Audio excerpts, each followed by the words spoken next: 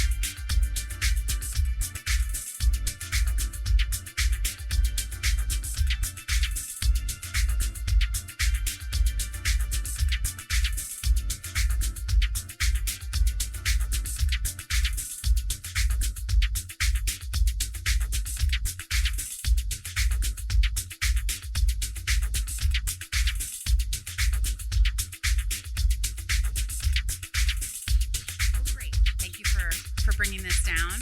I do want us to stay as close to on time as possible. So we'll go ahead and get started. So welcome everyone to our candidate forum for the Contra Costa County Board of Supervisors District 4 race. My name is Kristen Connolly. I have the good fortune of being the president and CEO of the East Bay Leadership Council. I'm so excited to see all of you. We've been doing lots of Zoom events for a very long time. It's special to be in person. I have just a couple responsibilities before we get started. And so first of all, I want to thank the organizations that are co-hosting this event today. We're so glad to partner with the Industrial Association of Contra Costa County, the Walnut Creek Chamber, the Pleasant Hill Chamber, the Concord Chamber, the League of Women Voters, together with the East Bay Leadership Council. So, we had over 135 people register today. Hopefully, all of those folks will show up, and it just really shows great interest. So thank you very much. I did mention it a few minutes ago, we have dozens of elected officials in the room. We're not going to take the time to introduce all of us, but we come from 9 jurisdictions representing cities, the county, special districts, and school districts. So thank you all elected officials for making the time to be here as we have an opportunity to hear from the 5 candidates running for the Board of Supervisors. Real quick, I just want to thank our sponsors for today. We're thrilled to have support from Western States Petroleum Association, WISPA, as well as, let me get this right, IBEW Local 302, and the Contra Costa Association of Realtors, the Building Industry Association of the Bay Area, and the Martinez Refining Company. So thank you very much for supporting this event. And the format today, we have a terrific moderator from the League of Women Voters that's gonna be here and do the moderating. She'll explain the format, but we do have 3x5 cards on your seats. So you'll have a chance to pass those in and up to the moderator if you have a question. And so we have some timekeepers. She'll get into all of that. So without further ado, I want to pass things over to our brilliant moderator. Stephanie, I give it to you. Thank you for being here.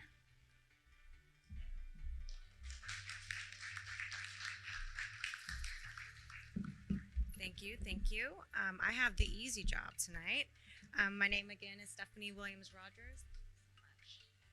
I'm from the League of Women Voters of Diablo Valley, and I live in Brentwood, so cannot vote in this election.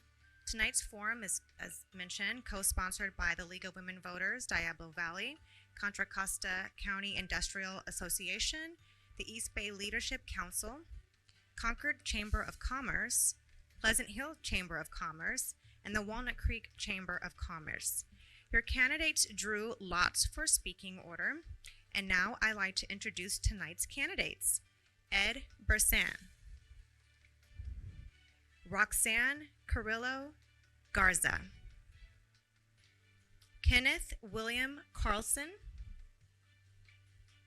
Debora Allen, and Carlyn Obringer. The format today will be that each candidate will have 1.5 minutes for opening remarks. Then we'll proceed to the question and answer segment of the program, in which questions pre-submitted by sponsors or turned in by the audience will be asked of the candidates by myself. Each candidate will have 1 minute to answer every question. Personal attacks are not permitted. Statements made about other candidates must be in the public record or will not be allowed. I will interrupt if the answer is taking additional time. Questions will be submitted by the audience on 3x5 cards, which you should have on your chair. If you need a card for your question, we have Michelle and Vicky who will be able to hand you a card. Just raise your hand. You'll see them in the back coming up and down the aisles. Our timers are Kathleen and Annika, who will hold up a yellow card with 15 seconds left, and a red card when time is up for remarks or answers to questions. Now we'll proceed with the opening statements, beginning with Ed. It doesn't sound like it.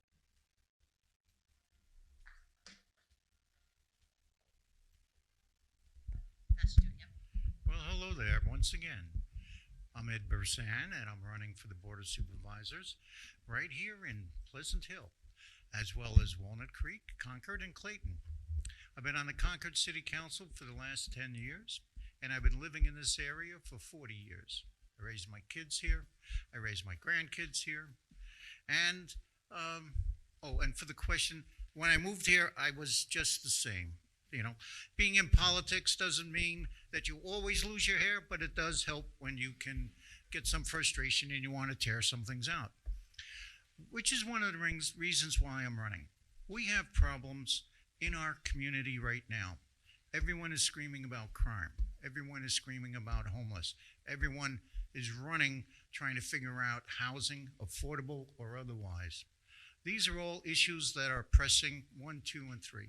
We also have a problem in that we're dealing with a water situation while we're at the same time dumping 250 million gallons of water from our central sanitation in the bay right now. We have problems of equity. We have people that need food.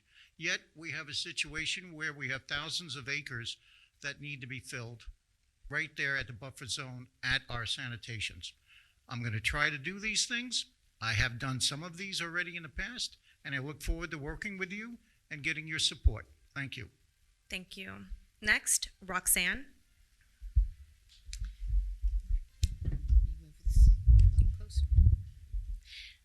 Good evening. My name is Roxanne Carrillo Garza. I've served the people for Contra Costa for the last 22 years. First as a public health manager for Contra Costa Health Services. I'm extremely familiar with the internal operations of county government, various departments, and the budget process. For the past 9 years, I've served as Director of Healthy Richmond, now Healthy Contra Costa.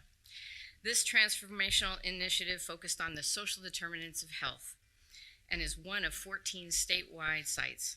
I developed an organizational framework and a bold countywide partnerships to address pressing issues facing the city of Richmond and the county overall. I was raised in a working class Latino family. My parents focused on providing their children with opportunities and for a better life and the importance of education. Because of their sacrifices, I have a BA in political science and a master's in social welfare. As a single parent raising 2 children, I've experienced many of the challenges that our marginalized communities face today. These experiences fuel my focus to ensure that all of our county residents have a healthy and are thriving economically. I saw the inequities during the pandemic as we canvassed neighborhoods and listened to people's stories. The community feels a sense of urgency to change conditions around housing, economic opportunities, and access to health and social services. The demographic makeup of our county demands that we have Thank a you. supervisor who can rise to this Next, moment, and that is me. We'll hear from Kenneth. Good afternoon. I'm Ken Carlson. I am a police officer, or was a police officer with the City of Concord for over 29 years. I was born and raised right here in Contra Costa County. I've lived the majority of my entire life here, watched this county grow and develop and excel, and I want to continue that.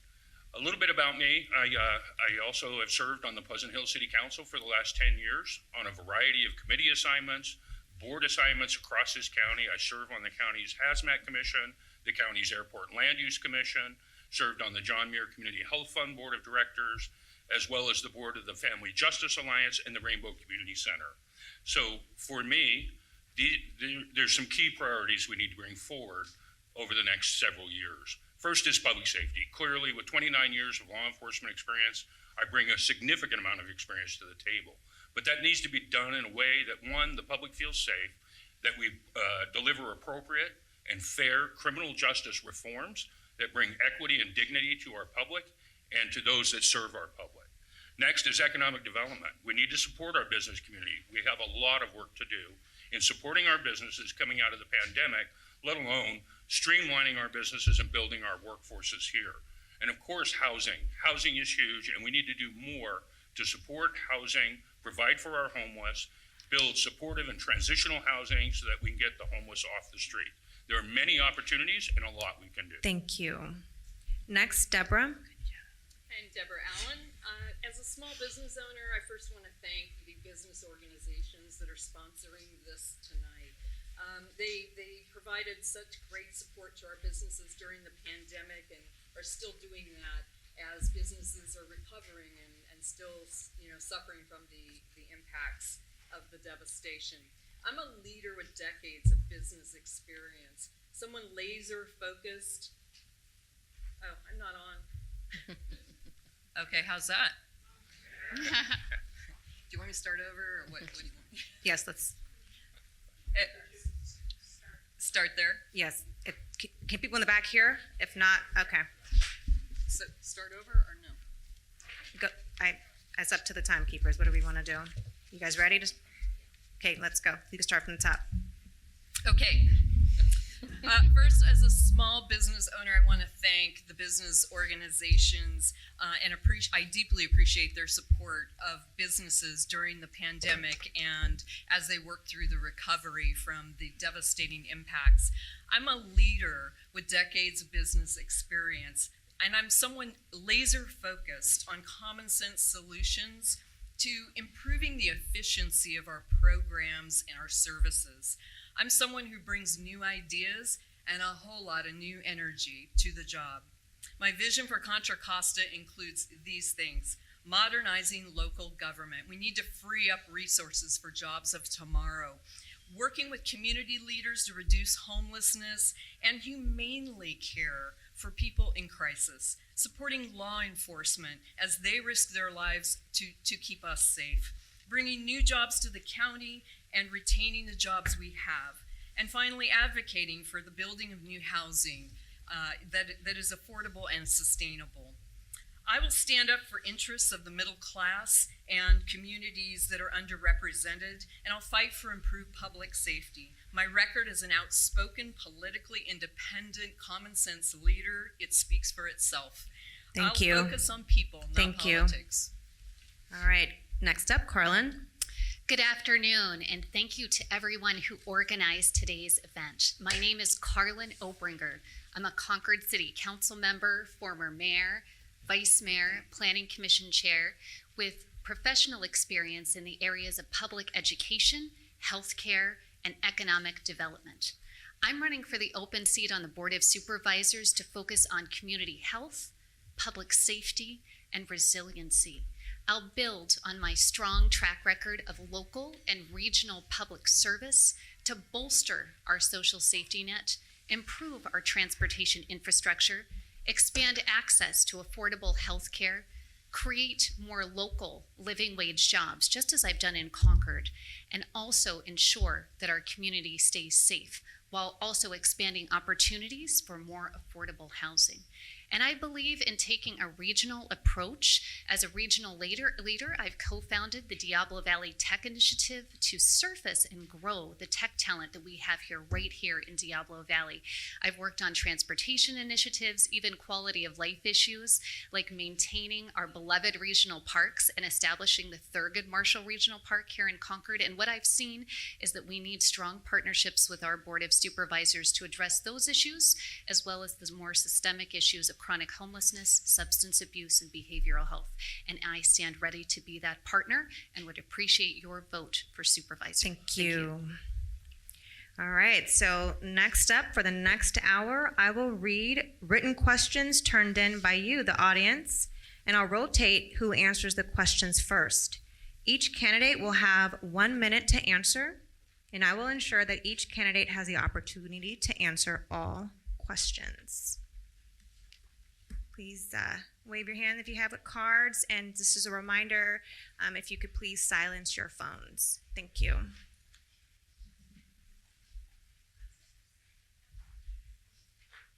If you end up needing another card, just raise your hand and someone will give you one. Thank you.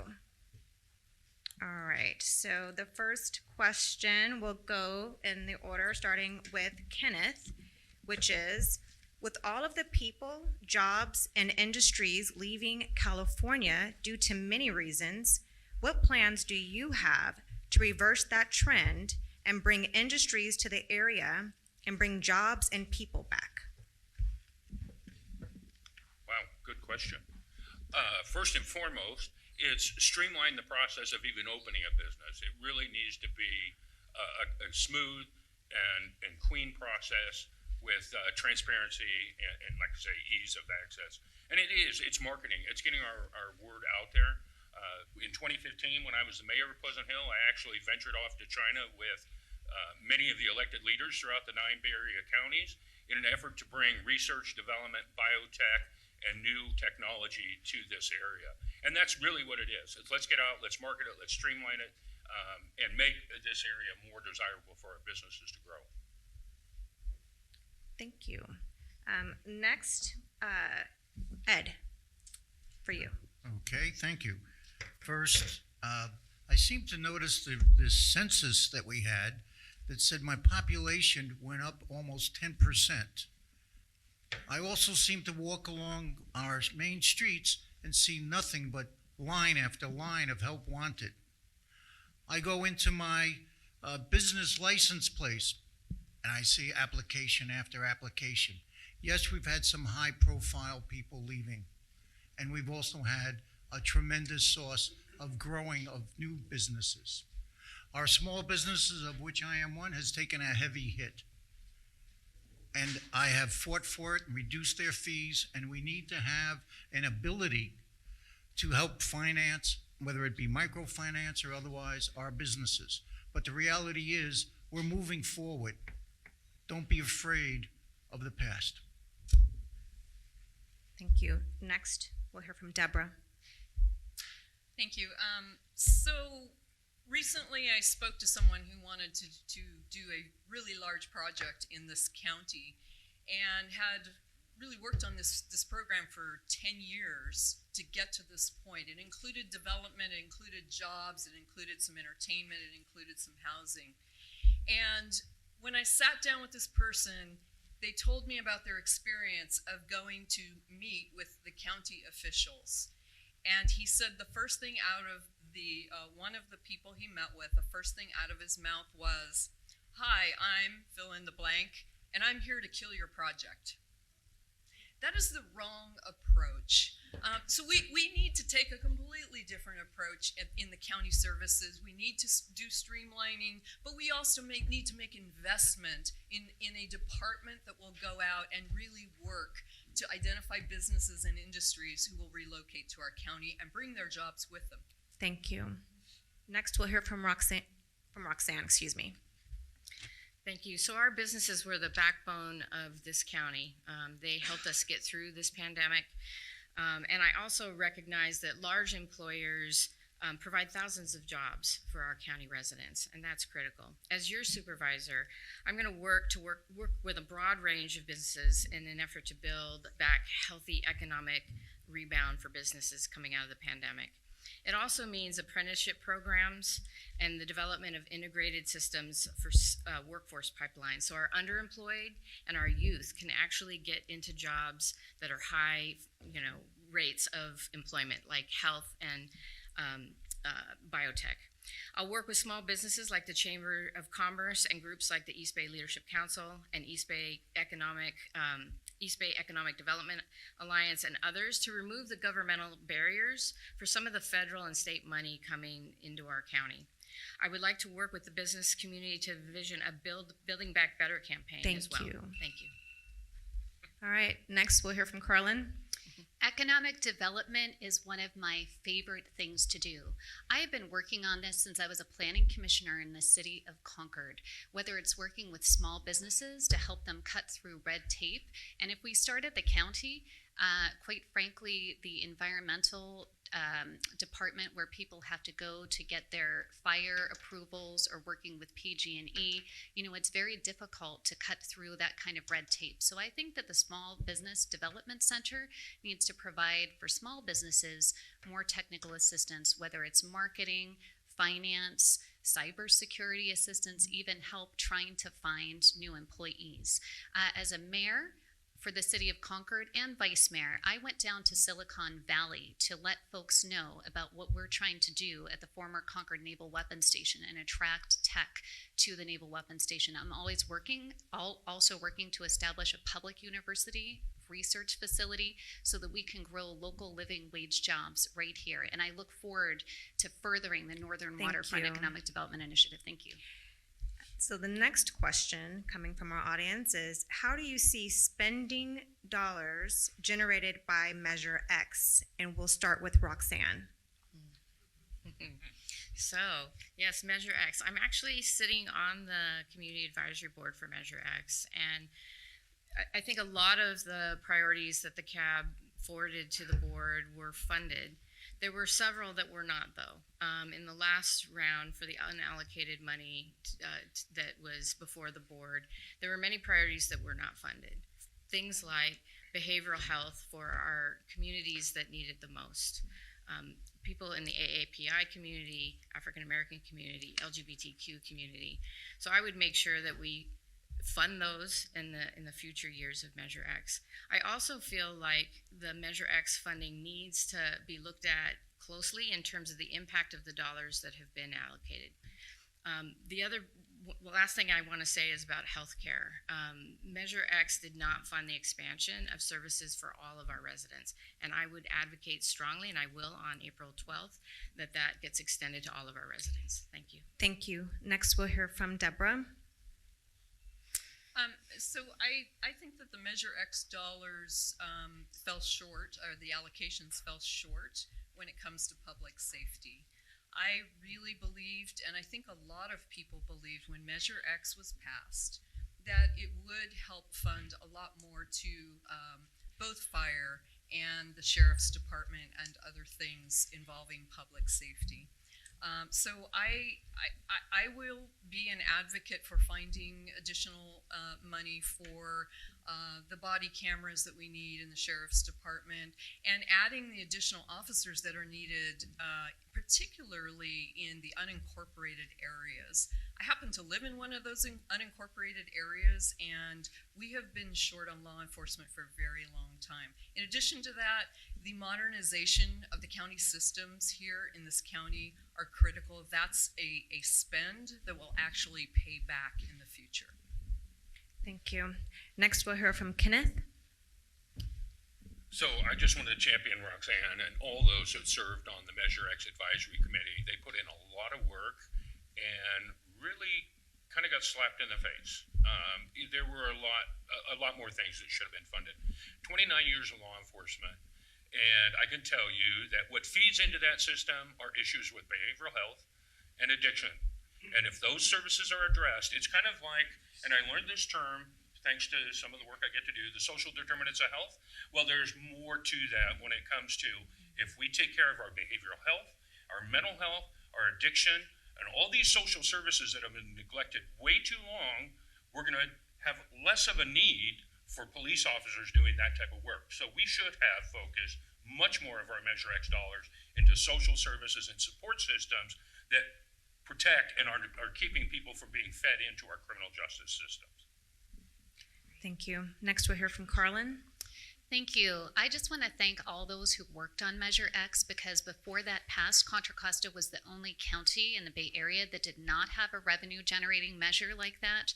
And those dollars are going to be really helpful, but you have to take a look and see 40 million is going toward the hospital, but there needs to be more for clinics, for community clinics, for behavioral health, and for public safety, as well as an area that we haven't talked about, which is childcare. And we know that women have left the workforce in droves because they've had to go and take care of children as well as family members. And so that's an area where I'd really like to see us allocate some more Measure X dollars to help bolster our childcare facilities, because then that is going to enable our economy to grow further. And so I think that Measure X was a great start, but I think that we're going to have to do more if we really want to provide the supports that our social safety net is mandated to provide.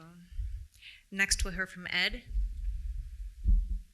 One of the most important things about allocation of funds is that when we create a body of advisors from the community, we should listen to them. The other thing is, we know and we listen to them, and one of the emphasis is about prevention. As Ken has mentioned, it is so much easier to deal with mental health issues while people are still in their homes and have surrounding support systems to support them before they burn out everything at home and we have to deal with them on the street. We also know that government tends to take money from A, empty it, and then say, oh, we're going to use safety money to go here. And oh, guess what? We have the same amount now. This is the kind of stuff we need to watch from government. On the Board of Supervisors, we have to be very careful to oversight to make sure that we apply what we do. Next question from the audience is, what do you see as the biggest challenge facing Contra Costa County? And we'll start with Debora. Well, I think lots of them, but the biggest challenge really is balancing our jobs to our housing and to our transportation systems that we're providing. If we can work harder at the economic development and bring more, and I'm talking about really high-paying, middle-class jobs to this county, we actually can solve much of our own transportation problem just simply by keeping people from leaving the county every morning to go to work. And so I think that's the biggest challenge, really, is that balance. Other counties in the region have a much higher percentage of jobs to housing, and we need to work on that. Thank you. Next, we'll go to Carlyn. Thank you. So there are a number of challenges, but whenever I look at local polls, news stories, people are deeply concerned about those without housing, those who are unsheltered, those who are housing insecure. And so that is one of my motivations for running for supervisor. In the city of Concord, we have worked hard over the past year and a half to stand up our own case management team, including with a behavioral health clinician.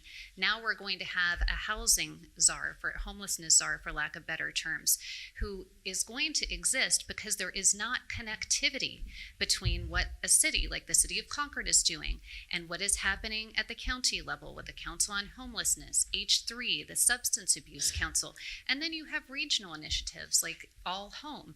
And so I think it's really important for a supervisor, myself, when I come into office, I look forward to following the A3 model, where we bring together folks from public safety, from the private sector, the nonprofit world, law enforcement, cities and counties to address this issue. Thank you. Next, we'll go to Ed. If you want to know what the number one problem is, you talk to the people. For the last 3 months, one word comes out again and again: crime. In fact, when I asked for the top 5, it was crime, crime, crime, maybe roads. Crime is the number one issue on everyone's mind. Both the fact that there is more crime, there is more awareness of crime, and there is less of a sense that we are getting justice. We're having, if you check on Nextdoor, you got crime coming to your doorstep every day on that. It used to be that would be lost cats, dogs, and hamburger recipes. Now it's catalytic converters, porch pirates, and the rest. Crime is the number one issue, and accountability for those who are doing it, and restoration or a possibility to redirect the offenders in a different direction. Crime is the number one issue. Thank you. Thank you. Next, we'll go to Roxanne. So I think there's 3 priorities in this county. One is health. As we come out of this pandemic, I led the effort to reach families and actually hear their stories of how the pandemic impacted them. And we actually are preparing to have residents meet with the health department and talk about what those experiences were like and how to shift the way our health providers respond to a crisis like that. We went out into neighborhoods that were under-vaccinated and provided education and outreach, but we also were able to see all the other inequities that the pandemic revealed, right? Which we knew were there before. So I think housing is another priority that we need to look at. Measure X passed a housing trust fund, and we need to move that, all of the elements of that forward. And then the third issue is fiscal accountability. I think the county is long overdue in being more transparent in how their decisions get made at the board level. We have gone many times to demand answers Thank you. and haven't heard them. Thank you. Next, we'll hear from Kenneth. So I bet you think I'm going to say public safety. And the reality is crime is an issue, but I will say that the work we've done in Pleasant Hill, our crime statistics are actually down. And that's a great thing. So what I want to talk about is housing, and we're in a unique opportunity, and this is housing across the board, whether it's our unsheltered, unhoused. We have, we all curse the pandemic, but the reality is it brought us some benefits, and there's surpluses in the state budget, and there is money available to us. The governor has proposed $8 billion in housing. So $1 billion, $1.5 billion for behavioral health and housing support and services, $500 million for relocation from encampments to housing, and all kinds of things. So we need to aggressively pursue state funding and get housing built and get our people off the street. And I think that should be and will be my priority. Thank you. All right, so on to the next question coming from our audience is, what criminal justice reforms do you support? And we'll go with Ed. What I would like to do is bring justice back to our doorstep, bring it local. We need to be able to have local courts that are empowered and are able to follow up and enforce some of our laws, especially the local ones, the small ones. We have to be able to get after the porch pirates. We need to be able to take care of the catalytic converters. We need to be able to take care of the trespassers. These are things that need to be done. We have to show accountability to the offender, and we have to show justice for our victims. We need also, possibly a restructure. We need to be able to maybe take all those cases, instead of having a jury trial, we never had a jury trial for a speeding ticket. And right now, there's more consequences to getting a speeding ticket than it is for robbing a 6-pack of beer from the local store. This has got to stop. Thank you. Next, we'll hear from Kenneth. It seems like you're picking on me, but if anybody has an hour when this is all said and done, I'll be outside. But really, there's so much we can do. 29 years in law enforcement, I was everything from a street lawyer to a civil litigant to a social worker to a mental health professional, let alone being a cop. The reality is we need to realign our services.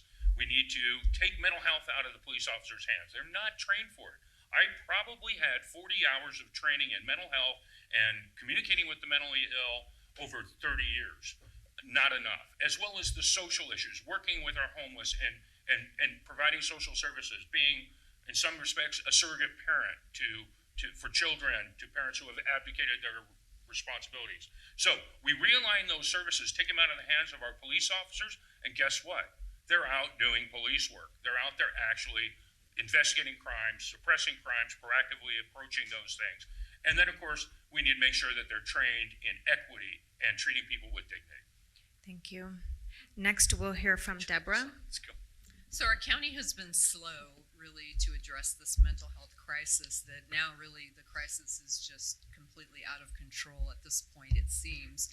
And, so you asked about criminal justice reforms.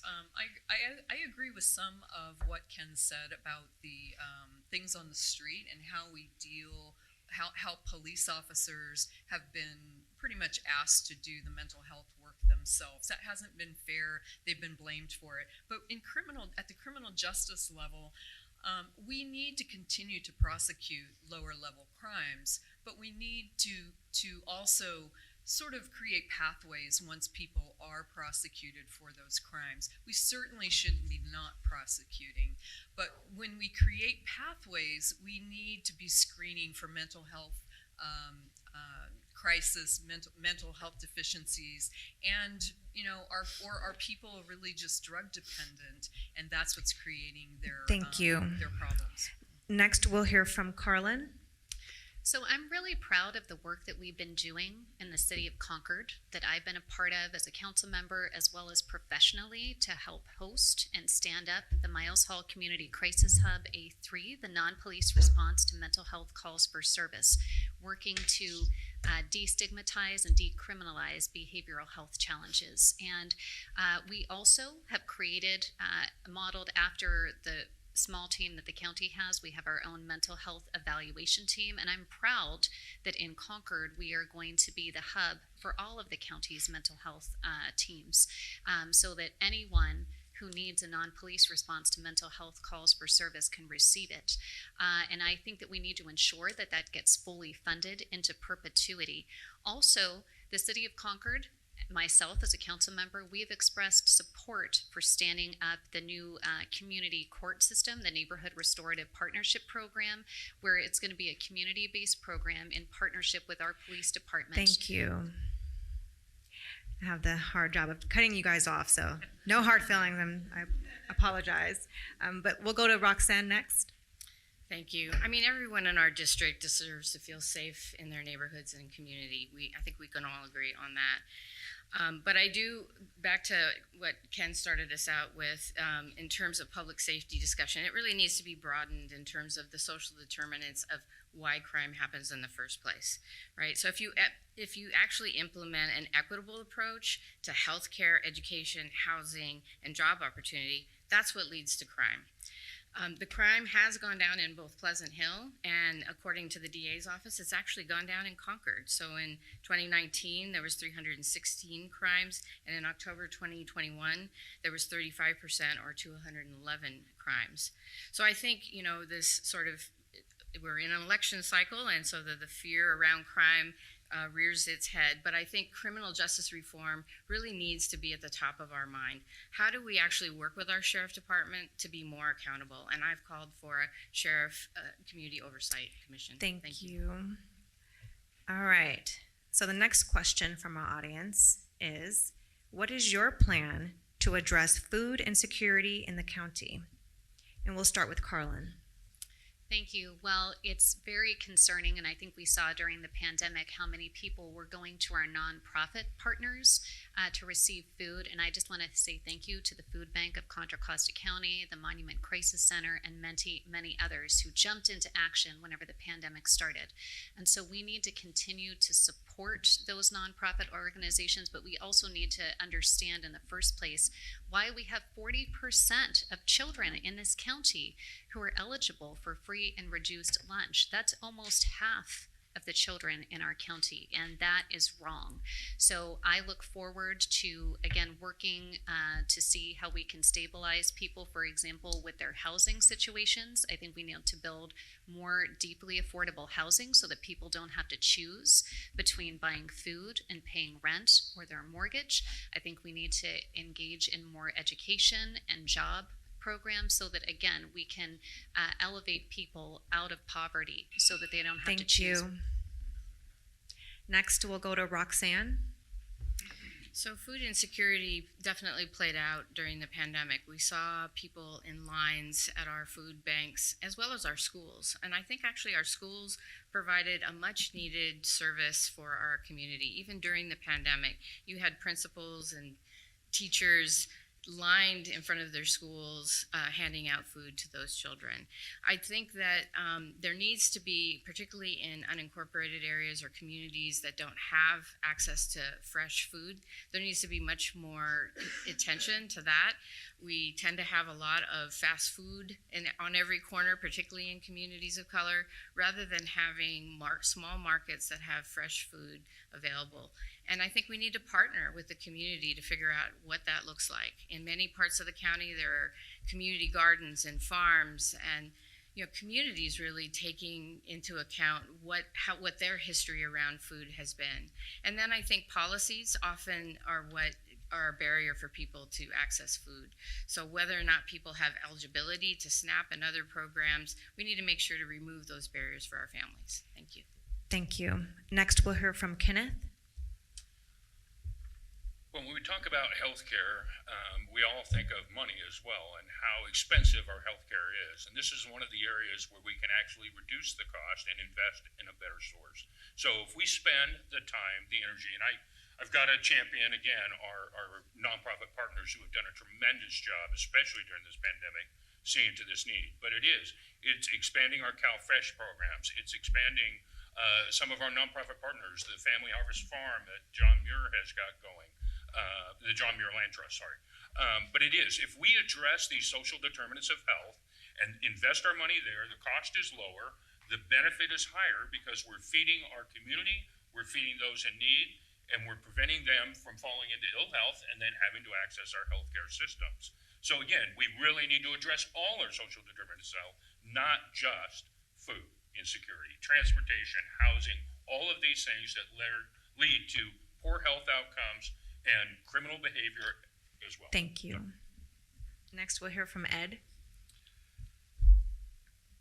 As a Rotarian, I set up a program of gleaning that has brought 26 tons of food to the pantries here. This morning, I was at the Contra Costa Sustainable Farm, also known as Atlantis. On 10 acres of land, buffer land, they provided 500,000 pounds of food. We have 5,000 acres of buffer land around our sanitation facilities in this county. If we can take the same effort on those 10 acres with the 5,000, we could feed hundreds of thousands of people. We can also take our kids and make them be aware of what it is to be farming, and science begins at farms. So we have the capability, very simple. We can grow more of our own. And this is the kind of thing we need to push our special districts to do. Thank you.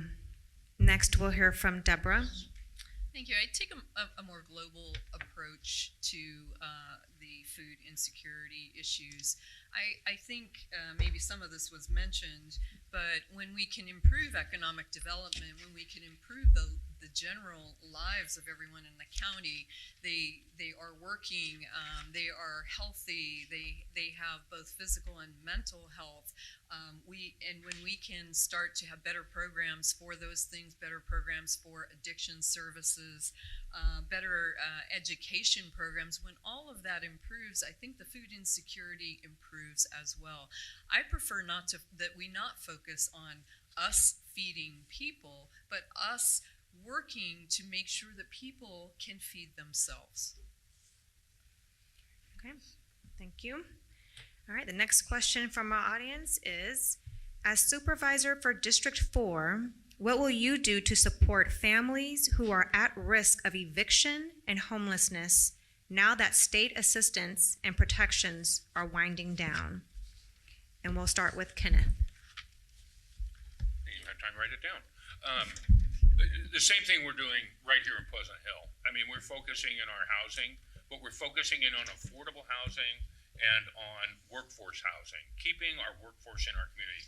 And just in the last few months, we actually approved 484 units of workforce housing that those residents that would be eligible to move there and or currently live there, the 55% that currently live there would qualify and would immediately see a $100 to a $600 a month rent decrease.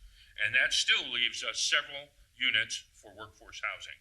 We're also focusing in on our seniors. So providing the housing, we have 80 units coming online for affordable senior housing next to a service hub that's going to provide them the services and support they need. So we need to focus in on the housing stock inventory and affordable so that those in our communities can live, work, and play right here. Thank you. Next, we'll hear from Debora. Look, if we want affordable housing, we have to be able to build it affordably. I spent my whole career in the housing and construction industries. I was a finance person. I know how it's built, I know it's financed, and I know how it doesn't get built, and I know how how the projects get killed. Number one, we're killing too many projects that could have been built over really the last decade in this county. And so we've got to start to streamline the process of housing starts. We've got to make it more affordable to build. And that may start with labor, looking at how labor gets contracts, how we support our small businesses. Many of our small construction business have simply packed up and left here. Okay, they're just not here. And so if we want to build something, we've got to bring people from out of the area. I know this firsthand. I am a construction company owner and have been in the past. Thank There's you. a lot more. Next, we'll hear from Ed. Affordable housing plans are not going to help you from being evicted tonight. I'm the only one on this dais who has supported both rent control and reasonable approaches to the issue of eviction 5 years ago.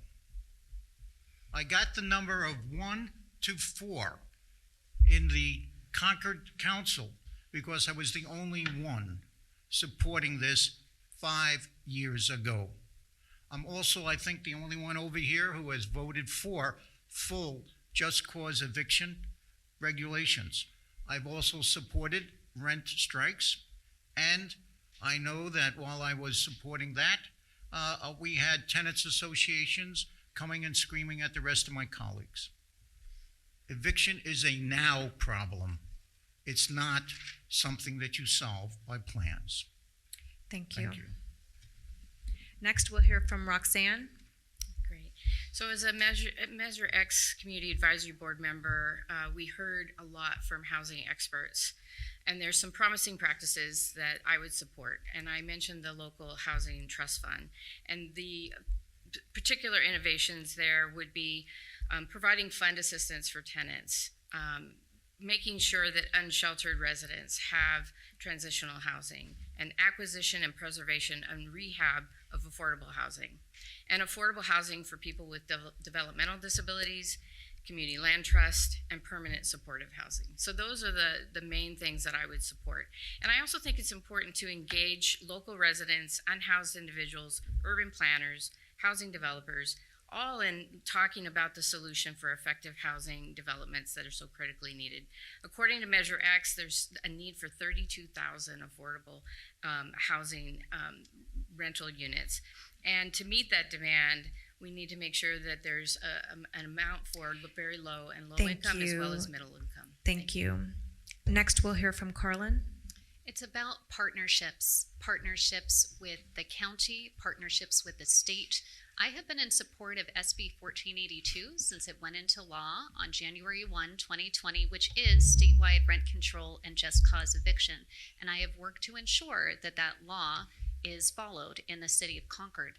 At the same time, when I was serving as mayor in 2019, we allocated $7.8 million of our $14 million in affordable housing funds to work with resources for community development to build a 100% affordable housing project, not workforce housing, deeply affordable, $660 per month studio apartments. And they have taken those funds and cobbled them together with county funds and state funds and federal funds. And hopefully this year it'll come out of the ground. And so we need to work with the county to work with our cities as well as our faith partners. I'm talking with churches right now, trying to identify churches in Concord, and there's one at least in Walnut Creek, one in Clayton, that are willing to partner on macro homes and affordable housing for seniors. Thank you.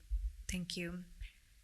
Okay, so the next question from the audience is, get your pens ready. Please discuss how you will partner with the community and ensure community input in developing county policies. And we'll start with Kenneth. That's you. Okay. We're a team. No, it really is just being open, transparent, and accessible. Everything we do, we represent our communities, we represent our constituents. It has to be done in the light of day, and it has to be done as a partnership. We face challenges in Pleasant Hill every time we bring a housing development forward. And it's not that our community doesn't want to build housing, but they get a little nervous. And so, I personally have advocated for engaging our community more, bringing those forward. Even when a developer comes to us, you want to propose something, have you done your outreach to the community? Have you done it? I shouldn't be doing it for you. You need to be out there doing it. So it is. It's working in the light of day. It is being open and transparent, and it is education and outreach on my part as well as the county's part. Okay, thank you. Next, we'll hear from Ed. Gee, I want to thank whoever asked the question because I get to do a little commercial. For the last 13 years, I've run a website called, and I'll write it down, www.pulseofconcord. And in it, it's been coming out, like I said, for 13 years. It asks all the questions that you want to ask, as well as topics. And it may be included as something as simple as, shall we ban roosters, which, by the way, had an overwhelming support, or whether we would, how do we want to use our skate park to be a homeless tent factory or tent encampment. I've done this. I can maintain a standing offer for anyone to sit with me at Pete's Coffee at Oak Grove and Treat, another commercial, to discuss anything. There is not a single person who has ever asked me to sit down and talk to them that I haven't done so and bought the coffee. Thank you.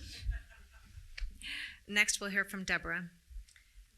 It's incredibly important to partner with our communities on county policy. But we can't let that concept of partnering with the community turn into only partnering with a small group of people who are very loud. I would say to you, my work at BART, there are a lot of community organizations that have seats at the table on everything, every policy that we implement at BART. They're very loud, they have paid people who come to the table, but there are also a whole lot of community members out there who just send me emails when they don't like something, send me a Facebook message or something similar, and they need to be represented too. So I have a tremendous amount of experience for 5 years of actually listening to the community, but all of the community. And it is important to balance the needs of some against the needs of other, and they oftentimes are not the same. Thank you. Next, we'll hear from Roxanne. Well, I'm going to have to lean in on this one. So that's how I came to this county. I actually started with the health department, and I organized residents across 6 neighborhoods to really look at what health policy means to them. And with that, we were able to really comment and move policy at the county level around a host of issues. Transportation, whether or not residents could get to the county hospital. water quality, whether or not water quality in Bay Point was good for the residents and how we could work with the water quality treatment plant. Environmental justice, how we could hold town hall meetings in West County to really listen to the community about what was bothering them on the fence line and how we could work with industry to make them feel safer. Measure X, I look over to my left, and Measure X was a great model for that. Bringing people together to talk about issues, hearing from people from across our county, and then actually having the board listen to what the community has to say. And looking at a people's budget is a great example of how some localities have done that. Thank you. Thank you. Next, we'll hear from Carlyn. Community engagement should be a full-time part of being an elected official supervisor. And I'll just give you one example of how I engaged with community to make a very big decision. So in 2018, we were being asked to put a full cent sales tax measure on the ballot. And yes, we did have community meetings that people could come to on a Saturday, but the community didn't really know too much about our budget challenges. So when I was mayor, I did not vote to put it on the ballot in 2018, but I did say that when I was mayor in 2019, I would ensure that we held budget workshops in every city council district, that we had online surveys, that we used social media to make sure that the community knew about our financial situation in the city of Concord. And then after hearing from people, receiving feedback from a variety of different areas, I felt comfortable putting that on the ballot, and that's the same approach that I would take with policies on the Board of Supervisors. Thank you. Thank you. All right, so here's a twofold question. So I'm going to read it twice. I think the audience wants to see who had their coffee before the forum.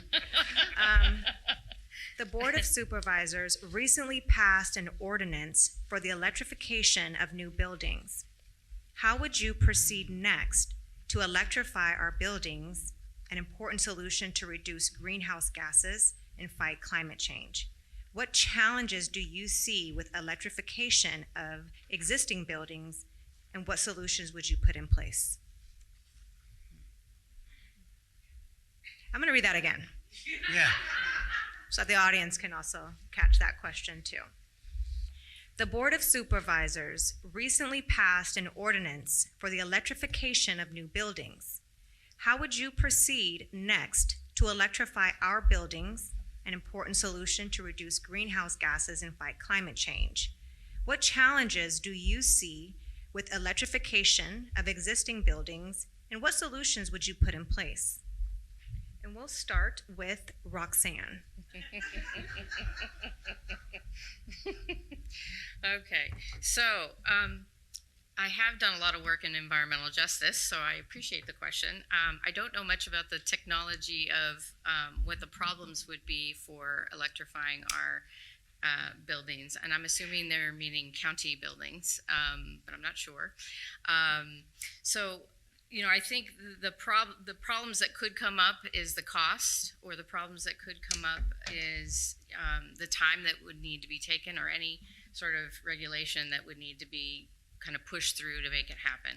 I think the solutions need to be really partnership, and how we as a county figure out how our department officials, our public works staff can really work together to make it happen. And I do think that we've had partnerships around a lot of other environmental justice issues, and climate change is a existential issue in our county, and we need to solve it. Thank you. Next, we'll hear from Debora. So the construction industry is rapidly changing, and it needs to. And climate change and the required reductions of greenhouse gases have really sort of driven some of that. I'm not sure what policy this is related to, but I'm thinking it may be related to the elimination of gas connections in housing. It's the only policy I can think of that happened recently. So, you know, again, it's a new way of building things. We're going to phase out things that are harmful to our environment. That's a good thing. But we do have to be cognizant of the cost that then imposes on construction, as I said earlier, you want affordable, it's got to be affordable to build. So every time a new regulation like this is put in place that increases the cost of construction, we are really pricing more people out of housing, or even worse, we may be making it so that projects don't get built Thank because you. they're unaffordable. Thank you. Next, we'll hear from Kenneth.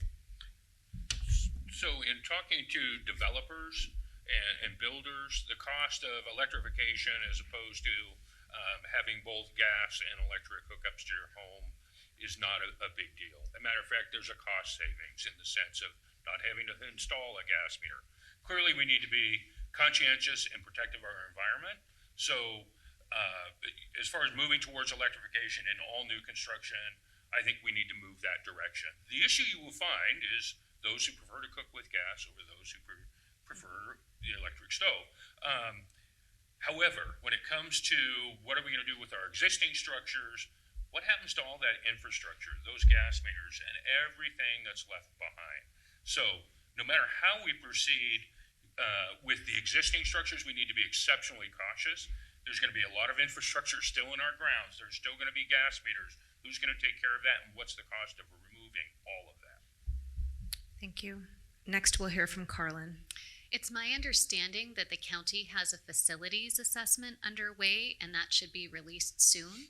It's also my understanding that one of the budget challenges is that many of the county's facilities are aging. So I've seen, for example, as I've worked to get more electric vehicle charging stations installed in the city of Concord, especially at Class C apartment buildings, many of which were built in the 1960s, it is very difficult because the building might not be able to handle the load of a charging station or certainly a fast charger. So I would be really curious to see, what the plan is to be able to bring these facilities, fully electrify them. Also, we do know that PG&E does have their hands full with many things, and I hear from business owners all the time that it's taking them 2 years to get hookups from PG&E. So I think that would be a challenge. So I suggest that we talk to one of the sponsors today, IBW Local 302, to see what they suggest as well. Thank you. All right, next we'll hear from Ed.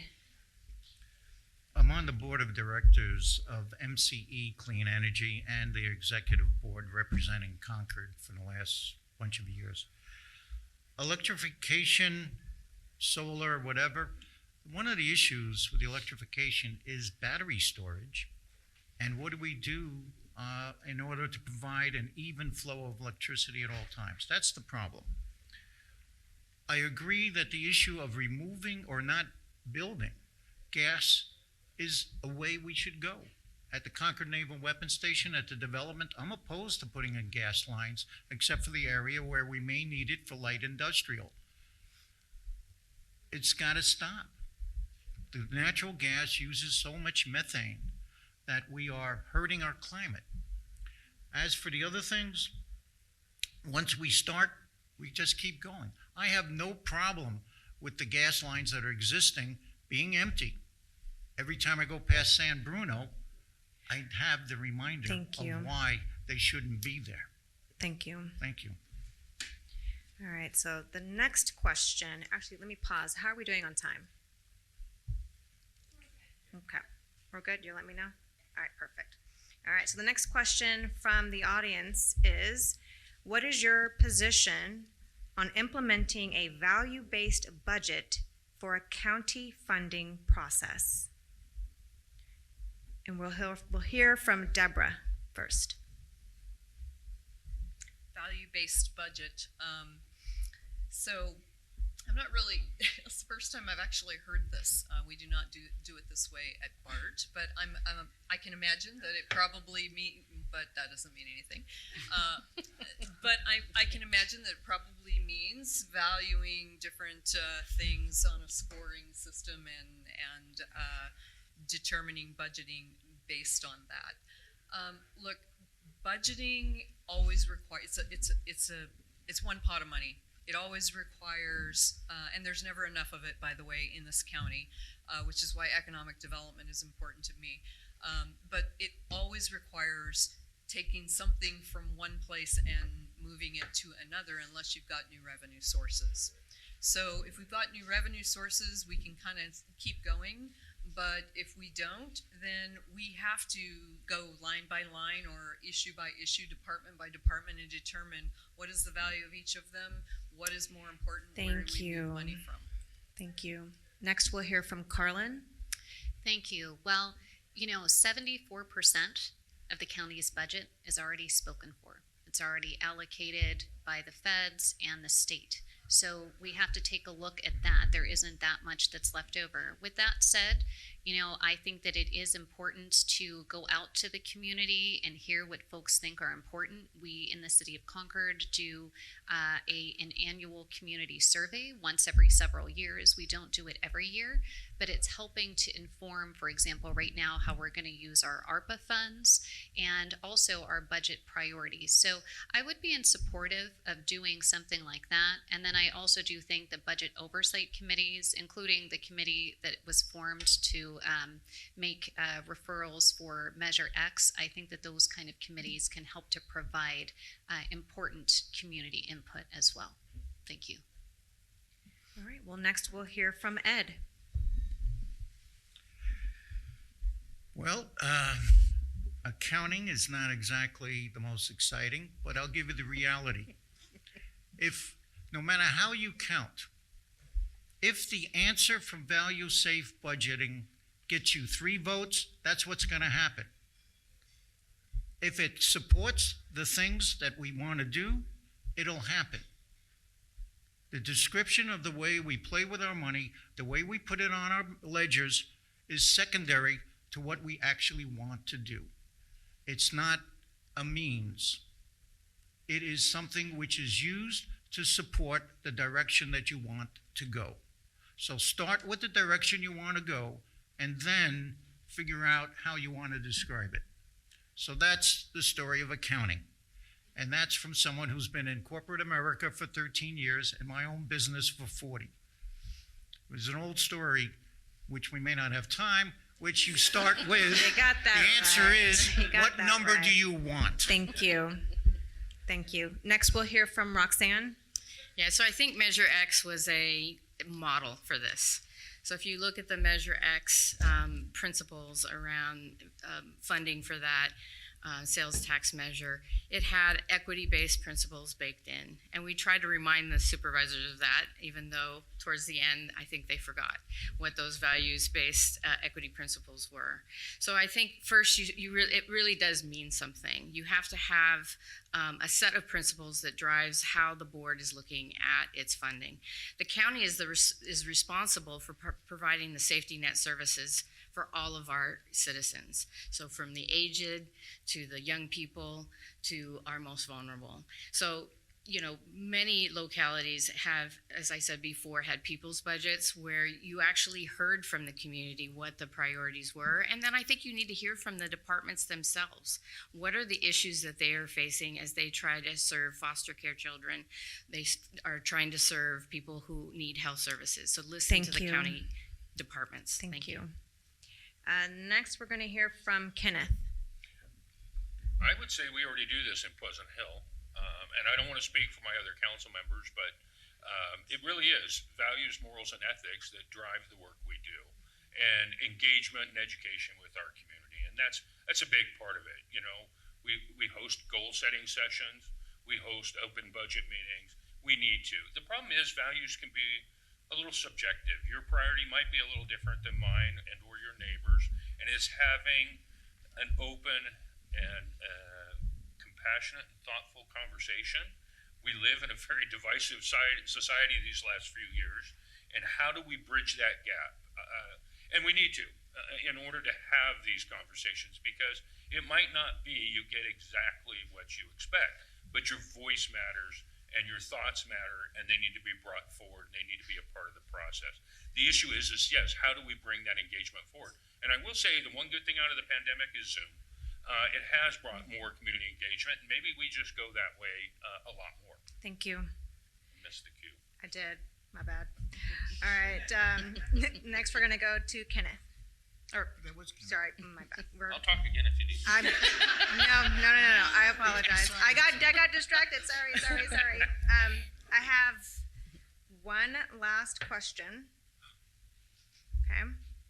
And so here we go. Is there anything you think county supervisors should not be involved in?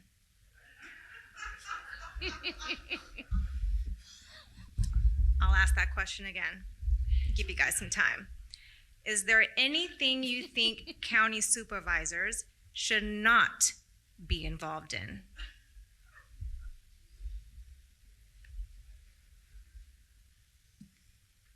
Oh, there you go. Who's the lucky winner? We'll start with Ed. Kenneth, no. Gee, I'm kind of tempted to say religion, sex, and politics. You know? I mean, that was my advice from my mother. You know, it hasn't gotten us that far. Actually, the things that they really need to stay away from is, quite frankly, making decisions before hearing from the people. And this is quite serious. One of the classic issues, and I have a lot of problems at times with the Brown Act, but one of the most important aspects is you never vote and make a final decision until you hear from the public. This is the one thing that we need to do. This is one thing that all elected officials, and quite frankly, all of us at times have a lot of difficulty because we say, we want to do this, we want to do this. But you can't make a final decision until after that public comment. Thank and you. that's something that you need to do. Thank you. Next, we'll hear from Kenneth. Yeah, you caught me off guard with this one. So what I would say is the county discussion, or your discussions of the county should not be involved in your holiday dinners, family gatherings. There really is so many things. What goes on in your home is yours to have. Like I say, you caught me off guard with this one, because we need to take care of our community, and we need to focus on our community, and we need to protect our community. And that doesn't mean we're overreaching, and we should delve into those areas of your business, your life, your property rights, those types of things, unduly and inappropriately. And I'm very cautious about that when I think of personal property rights and home ownership and those types of things. So that's where I'm just going to leave it, because, like I say, you got me. All right. Well, thank you. Next, we'll hear from Debora.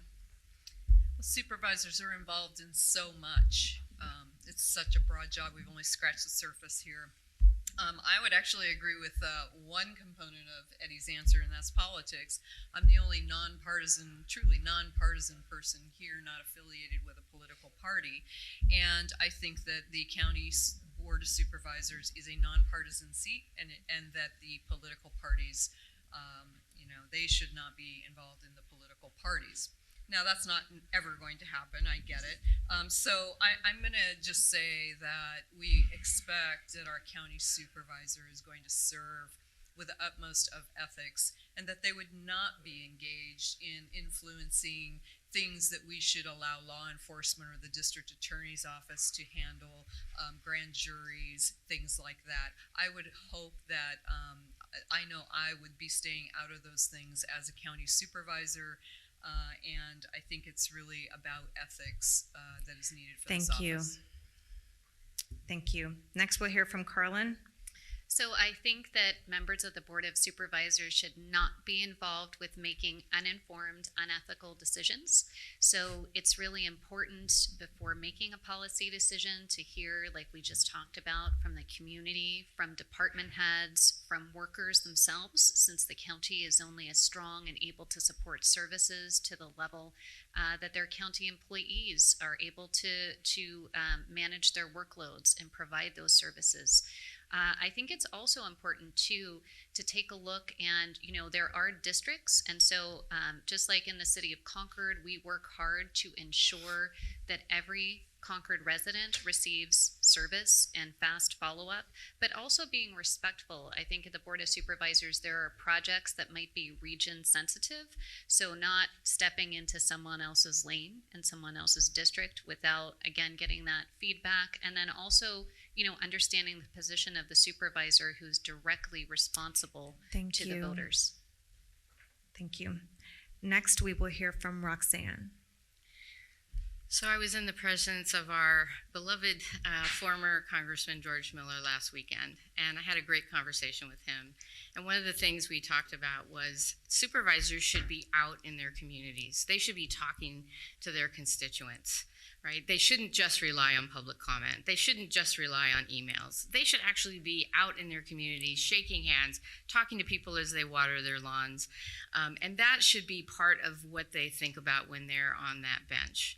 The second thing I would say is special interests and discussions behind the scenes. We often have this feeling when we go to the board meetings that the decisions that have been made behind closed doors between them, the CAO's office maybe, and maybe a few other folks in departments, but not the people. And so there really should be a concerted effort on behalf of the board to make sure that they aren't looking at special interests and how they make their decisions, but they listen to the people. And to do that, you have to be in the district. Thank you. Thank you. All right. Well, I apologize if I didn't ask you your question. There were too many questions for the time, but I encourage you to stay for the reception to ask your question or continue the conversation. So next, each candidate will have 1.5 minutes to conclude. The order is the reverse of their opening remarks. And so we will start with Carlyn. So thanks again for the opportunity to join you for this important conversation today. And, I think that it's very clear that the pandemic has shown that families and government alike has really struggled. And so it's really important to have someone on the Board of Supervisors, someone like myself, who serves in a leadership role at the biggest city, not just in District 4, but at the county level. And so, as a council member, I've ensured we've allocated more funding to improve our roads, ensured a balanced budget, beautified our parks, created 2 small business grant programs to get our small businesses through the pandemic and emerge stronger on the other side, grown more local living wage jobs, and also ensured that our police department has the tools it needs, like drones, license plate readers, and cameras to keep the community safe. And I believe in regional collaboration. That's why I've worked to put together the Diablo Valley Tech Initiative, serve on the East Bay Economic Development Alliance, and have co-authored East Bay Forward, a strategic plan to get us through economically the pandemic. And also, I think that those are the kinds of approaches that a supervisor needs to take. And so I look forward to serving as your next supervisor. And one of the first things I'm going to do is follow along the footsteps of what we've just done with the Miles Hall Community Crisis Hub and bring together public safety, nonprofits, cities, counties, behavioral health, public health, and the private sector to address our most difficult challenges. Thank you. Thank you. Next, we'll hear from Debora. Thank you. Our counties face many challenges. We just scratched the surface here today, and I wish I had more time to talk about individually. But our county needs a leader with experience, with a broad experience, and that's why I'm running. I have a long history of stepping up to tackle really hard jobs, and both in my career and public service. But let's look at my resume, and it just shows you. I started my career at KPMG, one of the largest accounting firms in the world. That was really tough in the 1980s as a young 24-year-old. Then at senior financial management positions in the construction industry, where it's difficult for women to actually rise to the top even today still. 6 years on this county's pension board, going back and forth between labor and county supervisors over who should pay more of the county pension cost. And my last 5 years as a board director at San Francisco Bay Area Rapid Transit. Wow, you all know how hard that is. I stepped up to do those jobs, and I'm stepping up to do this job too. I'm not afraid to ask, why are we doing that? And that's what we need at the county level. Contra Costa needs strong advocates representing county interests and addressing regional Bay Area problems. Karen Mitchoff has been a shining example for that, and we need to make sure her replacement is too. Thank you to all the organizations. I hope we can count on your support. Thank you. So next we'll hear from Kenneth. Again, thank you to the East Bay Leadership Council, to the League of Women Voters, and the chambers that brought this all together. I'm really grateful to be here with you. The Board of Supervisors needs a worker, and I'm that worker. I've devoted over 30 plus years of my life to public service, 29 as a police officer, 10 as a city council member here in Pleasant Hill. I have a reputation as a worker. I have a reputation as a consensus builder. I am endorsed by almost every elected within the district, whether that's the Walnut Creek City Council, the Pleasant Hill City Council, 2 from the Concord City Council, and others from the Clayton City Council, because I'm known to collaborate, work, and build partnerships. And that's what we need to do, whether that's with our building industry, our workers, or our nonprofit community. We all play a part, and we all need to work on this together. I am just proud of the successes that we've had here in Pleasant Hill. We're a small town. We have a small budget, but we've worked diligently and hard to provide the services for our community, and we've been exceptionally successful, as well as establishing a $10 million reserve, which for our budget of $30 million is a significant reserve to protect the stability of our community. Oh, on top of that, we've managed to provide housing, whether it's affordable housing, low-income senior housing, and then the crowning glory will be our opening of our new net zero state-of-the-art library that everyone in this district, let alone this county, will have access to and enjoy, and it will be open to all. Again, I look forward to working with you all. Thank you. Next, we'll hear from Roxanne. So some have asked me, why are you running? I decided to run after a conversation with my husband on our couch. My husband, Jaime, said to me, I've seen you work so hard in the years, both with the county health department and as director of Healthy Contra Costa. You've worked hard to make sure that the community's at the table and led efforts to change county policy. If you really want to make a greater impact, you need to run for District 4 Supervisor. Instead of your 2-minute public comment, you can actually lead policy discussions. And I've made the decision to rise to the moment and run for Supervisor District 4 to represent all the residents who deserve to be recognized in all the facets of their lives, whether they are young adults or working families or our elderly residents. I describe myself as a public servant who takes action to realize the values of our community. I'll do that through my leadership to advance inclusive participation in the areas affecting our lives in health, housing, public safety, education, environmental impacts, and economic mobility. In closing, I want to honor Cesar Chavez's birthday today. I'm proud that California recognized his leadership as a state holiday. And I'd like to share one of his quotes that describes the importance of humanity and inclusiveness. Quote, we cannot seek achievement for ourselves and forget about the progress and prosperity of our community. Thank you for actively engaging with us tonight. I ask for your support in my historic District 4 run, and I welcome your participation in helping advance our communities as we move forward the county. Thank you. All right. We'll next hear from Ed. Thank you. I have had a lifetime of proven leadership, including some of the most difficult places in the world, as well as on some of the more difficult topics that we've had to decide.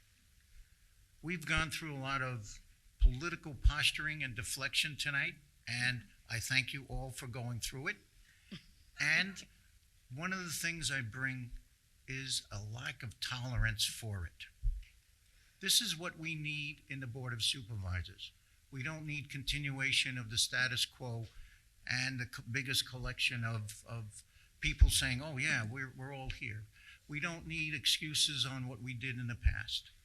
What we need is challenges of what we have. The world is a dangerous place. We don't go forward unless you have to be able to go through the obstacles, not necessarily always around them. That's who I am. That's what I want to do. Government is either listening to you or listening to someone else. We've all seen that. It's a truism. I've written it in stone at Todos Santos. I will not only listen to you, I may not agree, but will listen and will make sure that everyone is heard, including the voices of the past, which we have ignored, and for which we are suffering Thank you. now in the inequities of our society. Thank you. Thank you. All right, so these are your 5 candidates for Contra Costa District 4 Supervisor. Let's give them a hand.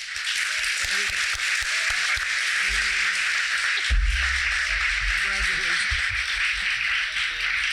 We survived. I have a few things to say, and then I'll hand it over for final remarks by Mark Hughes. So again, thank you all for attending tonight's forum. For more voting information, go to our voter service website at www.votersedge.org. Candidates have had the opportunity to state their campaign issues and add a link to their website. I want to thank our co-sponsors, Contra Costa County Industrial Association, East Bay Leadership Council, Concord Chamber of Commerce, Pleasant Hill Chamber of Commerce, and the Walnut Creek Chamber of Commerce. And I especially want to thank your candidates who have offered their service, their ideas, and commitment. And I want to thank you, the audience, for attending, engaging, and making it possible for democracy to work. So next up, we'll hear from Mark Hughes, Executive Director, Industrial Association of Contra Costa County.